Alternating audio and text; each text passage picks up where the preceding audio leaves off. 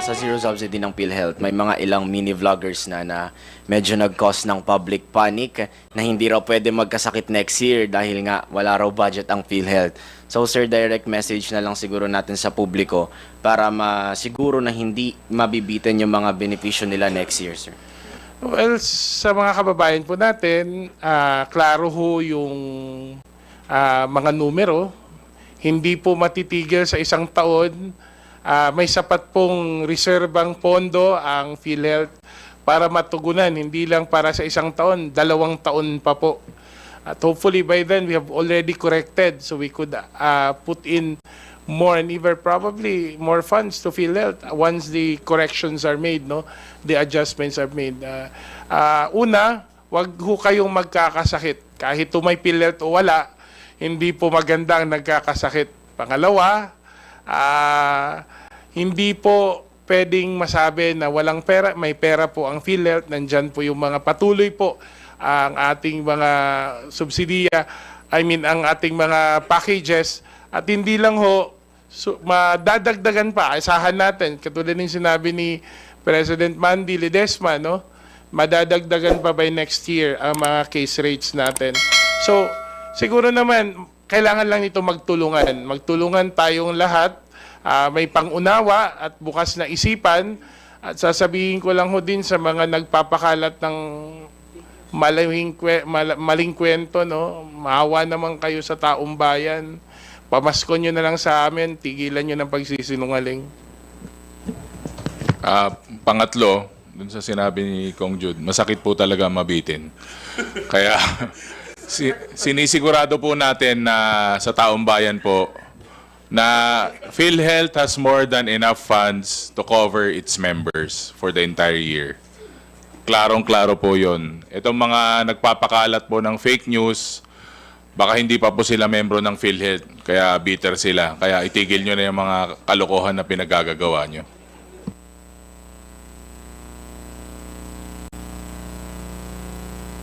Before I call Kong Jude for the group's closing remarks, allow me to recognize Willie Delgado from Radyo 630 for his question.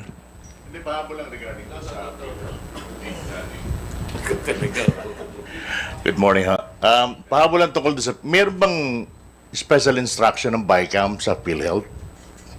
Doon sa podong hindi nila nagagamit? I think not only during the BICAM, but I think the sense of the House, sense of both chambers were relayed to them nung committee hearings pa lang.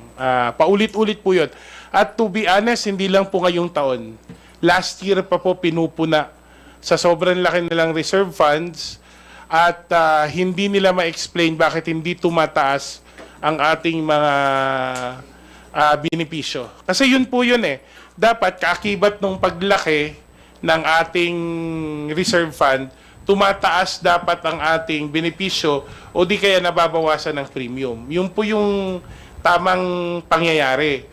Kaya kaso, to be fair naman to Press Mandy, kauupo lang niya. At hindi naman tayo niya iniwan totally kasi nung February, nagsimula na magkaroon ng 30% adjustment sa lahat ng case rate across the board.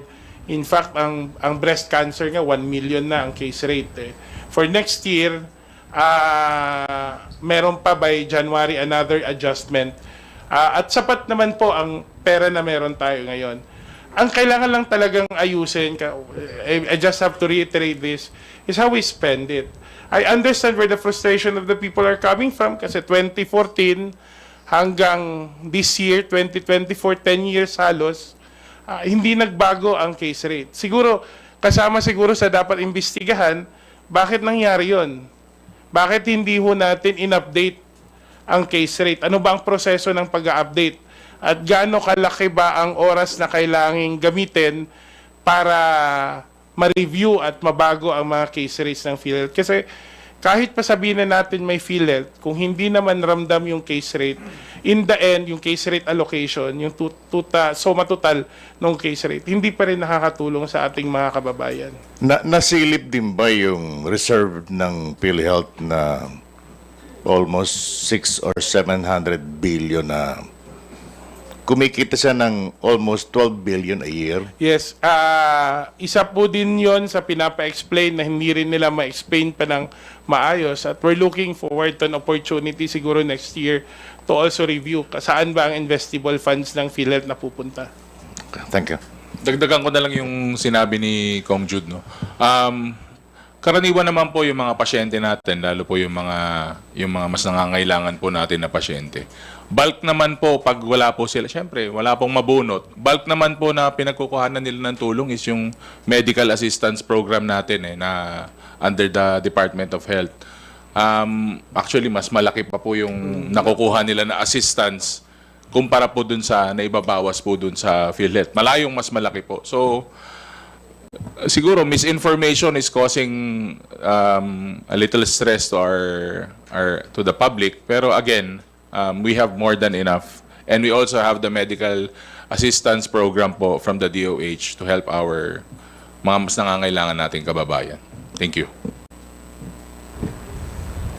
Thank you, Willie. We will now turn the floor over to Chairman Asidre for their closing remarks. First of all, gusto ko lang hong i-congratulate ang UP men's basketball team for being the champions. Go UP! It's a moment of pride para po sa mga galing sa pambansang pamantasan. Hindi lang ako, pati pala Bart Tapnacha, no, UP Law. Sapat sulit na sulit po ang budget na ibinibigay namin sa UP. No, first of all, I'd like to thank also the congressman present here, si Chairman Jay, of course, si DML, Paolo, kayo po makasama namin sa media. These past days has been pretty challenging for all of us trying to send out the message, but we'd like to thank you for one thing, for asking the right questions. I think ganyan lang naman talaga eh. Hindi naman ho namin ma-anticipate lahat ng information na kailangan nyo, kailangan ng taong bayan, at dahil nandyan po kayo, nagkakaroon ho kami ng pagkakataong maliwanagan ang ating mga taong bayan na ginagawa ho ng gobyerno, ng inyong pamahalaan, ng inyong kongreso, ang lahat ng aming makakaya na maisaayos po ang lahat. Ayon po sa pangangailangan at kakayahan po ng ating pamahalaan. So sa muli po, we wish you everyone Merry Christmas. Sana po i-invite nyo kami sa Christmas party nyo mamaya. At may paraffle po. Bukas ba? Bukas? Sa Wednesday Sila, sir. Wednesday night. Oo, at may paraffle yata si Kong Paulo. Naka-livestream pala tayo. Hindi, Christmas naman eh. Christmas party naman. But anyway, I hope that this Christmas...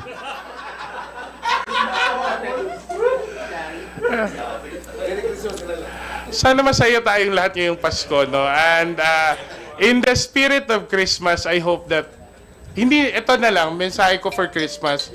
Sana'y hindi natin makalimutan na in the end, tayong lahat ay Pilipino. Magkakaiba man ang ating paniniwala, magkakaiba man ang ating pinapanigan, magkakaiba man ang ginagawa natin at antas natin sa buhay, sana sa susunod na taon, lalo na ito'y panahon ng eleksyon, no? Sana'y hindi ho makalimutan natin na tayong lahat ay Pilipino. Maraming salamat po at mabuhay po tayong lahat.